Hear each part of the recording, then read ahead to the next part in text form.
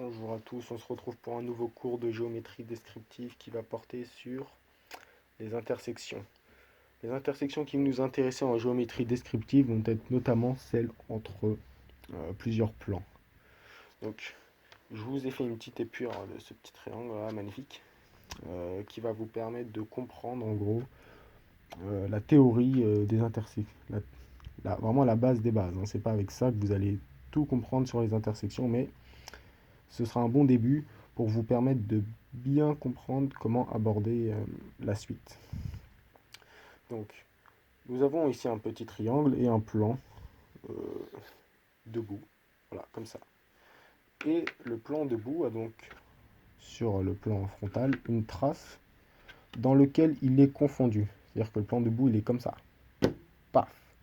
Donc si on le regarde, hop, il ne forme qu'une ligne. Et pourtant, il est infini. Ça, c'est la propriété des plans, c'est qu'ils sont infinis. C'est-à-dire que partout où passe la ligne dans laquelle le plan est confondu, eh bien ce même plan va également passer par là. Donc, si une ligne, prenons cette arête, croise la trace d'un plan dans laquelle il est confondu, alors ce plan-là, lui aussi, va croiser cette ligne.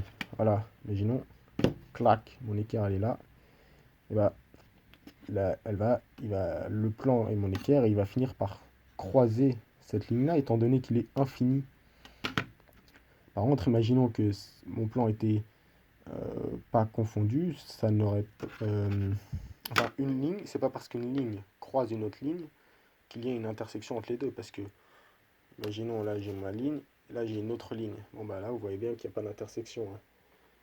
Par contre, si vous avez une ligne et un plan qui ne forme qu'une ligne parce qu'il est confondu, bah là vous êtes sûr qu'il y a une intersection. Ainsi, si vous avez une trace de plan qui passe par une ligne, eh bien le plan va croiser également cette ligne.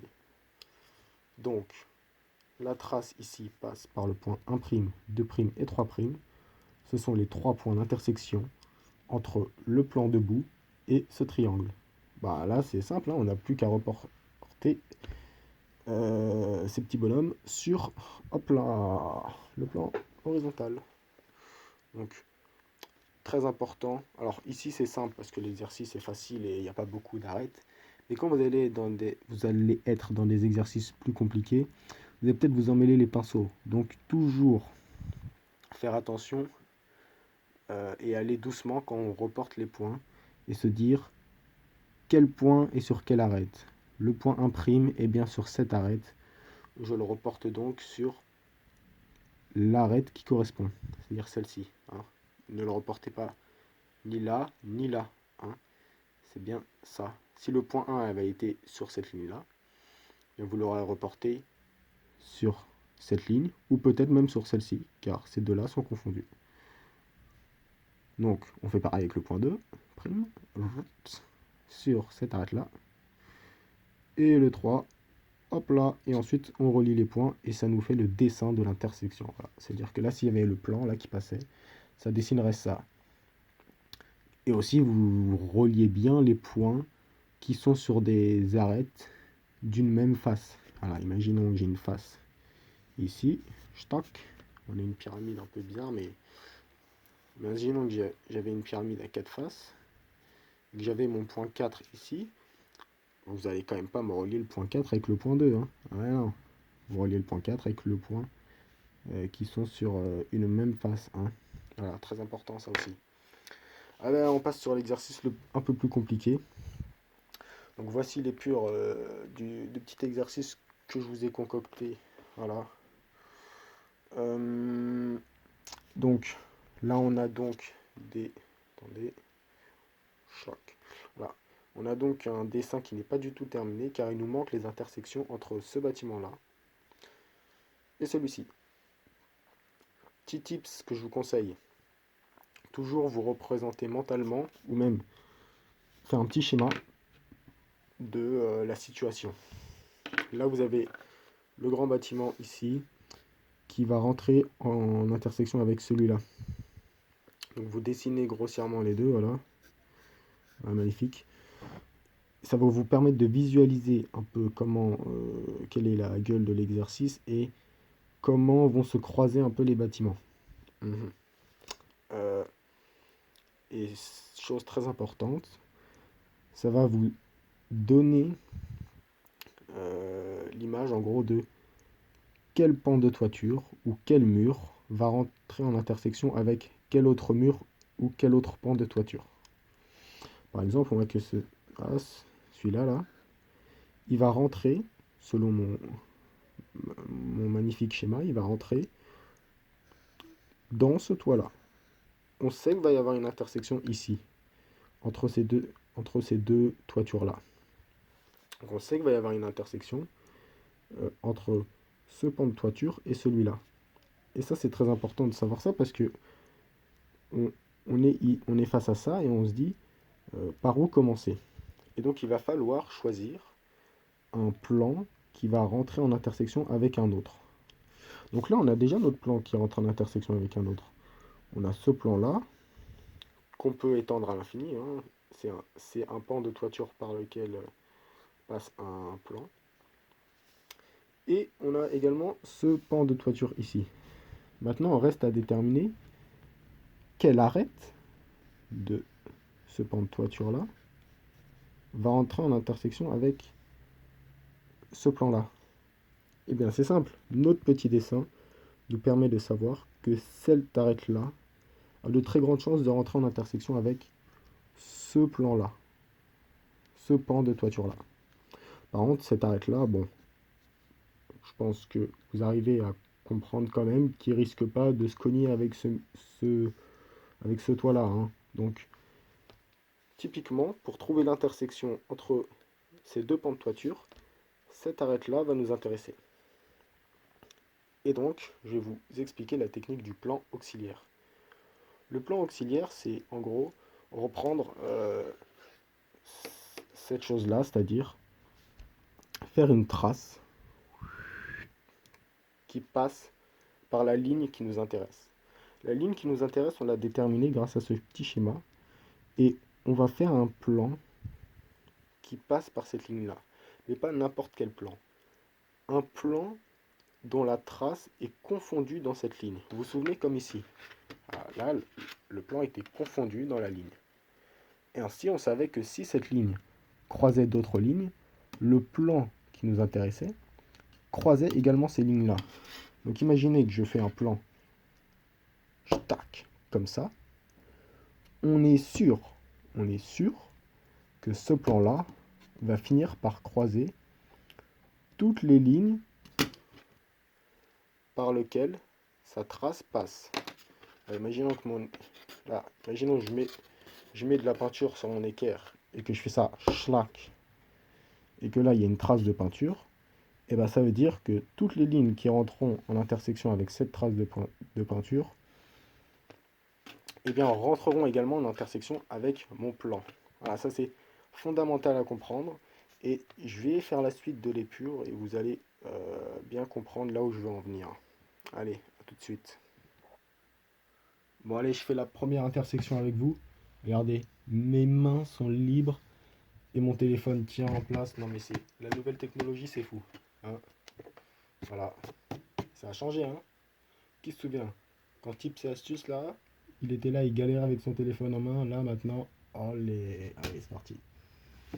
Alors, est-ce que vous voyez bien? Mais bien sûr, vous voyez bien.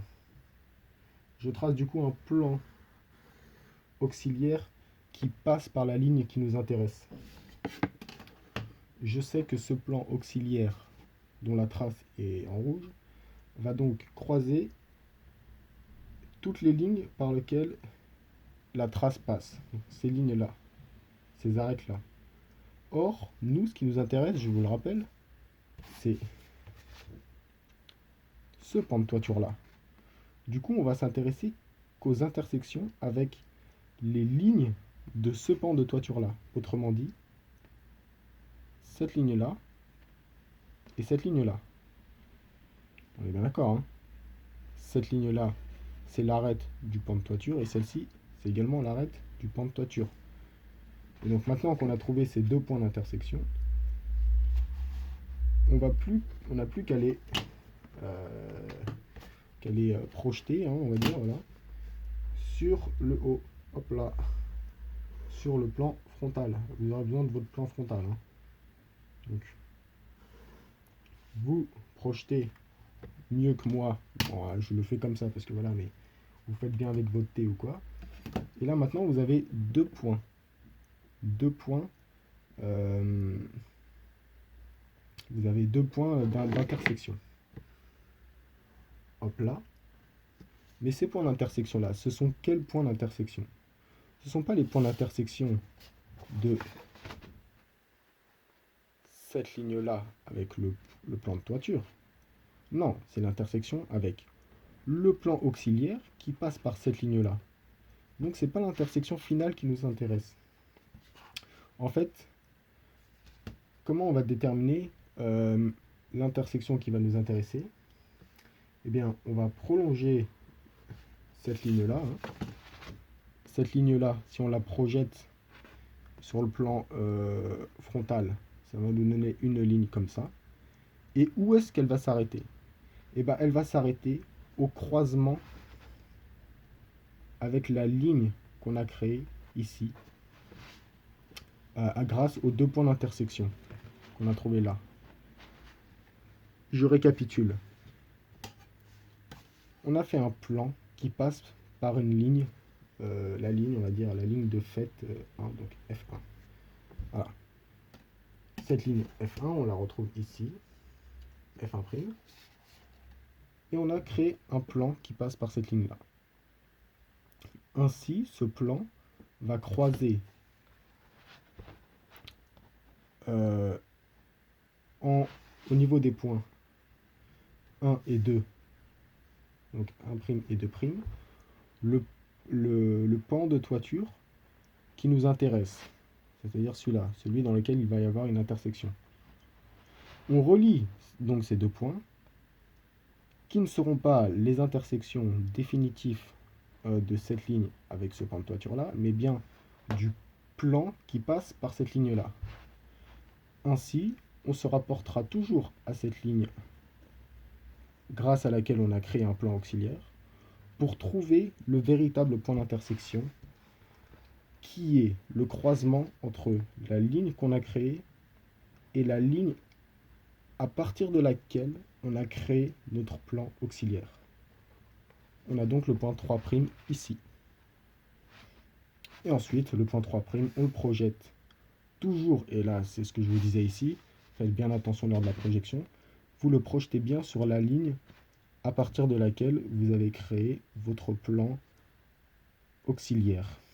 Donc ici c'est la ligne rouge, voilà. Et vous avez votre premier point d'intersection, il ne manque plus qu'à trouver les autres.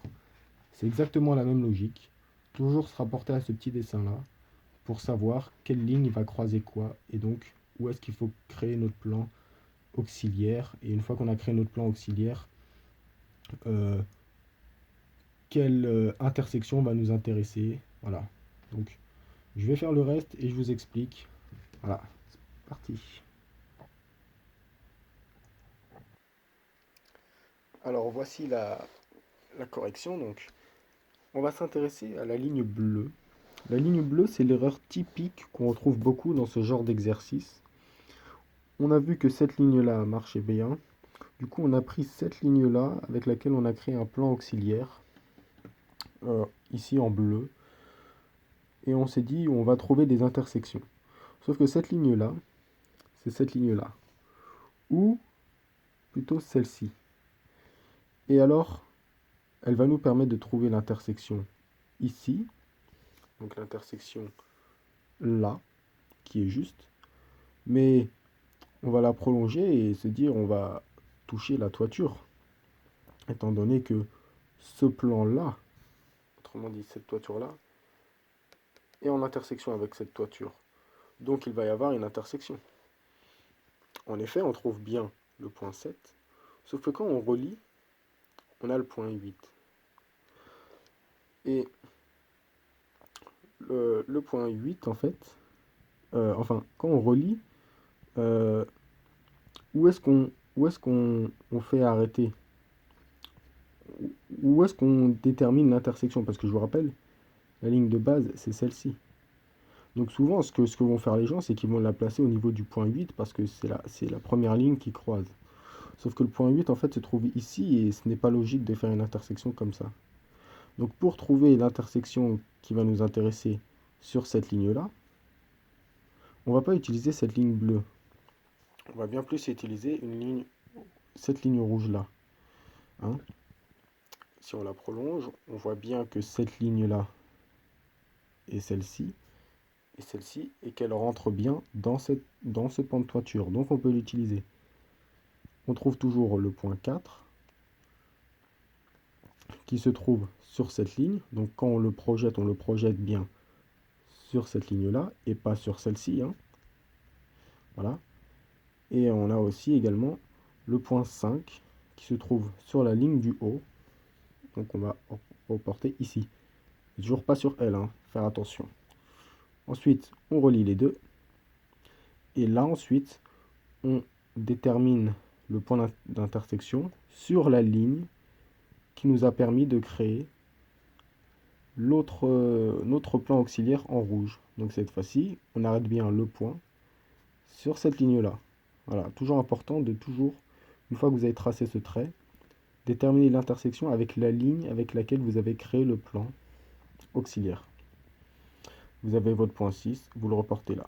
Et comme c'est en angle droit, l'intersection entre ce bâtiment-là est en angle droit, et ben vous avez une symétrie. Une symétrie qui va vous permettre du coup de terminer la construction. Et pour ce qui est de cette ligne-là, eh bien, elle est confondue de cette manière, et du coup, eh ben, elle est, elle est, elle est totalement confondue, du coup on ne peut la tracer que sur le plan frontal. Donc voilà, vous avez réussi à faire l'exercice maintenant, vous savez faire les intersections de plans, et du coup, très important de faire ce petit truc-là, et la chose la plus importante, c'est toujours se dire quel plan va croiser quel plan, et une fois qu'on a déterminé ça, quelle ligne de ce plan-là va croiser ce plan-ci. Par exemple, cette arête-là ne va pas croiser ce plan qui est là. Par contre, celle-ci, il y a de fortes chances.